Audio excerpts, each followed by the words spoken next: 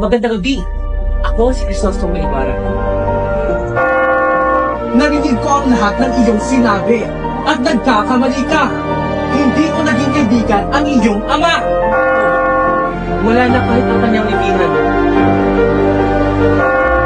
Ang nagmastata ka pa sa mga insos! Walang hiya ka! Kaya ang galing si Ropa. Kilala ko ng ama.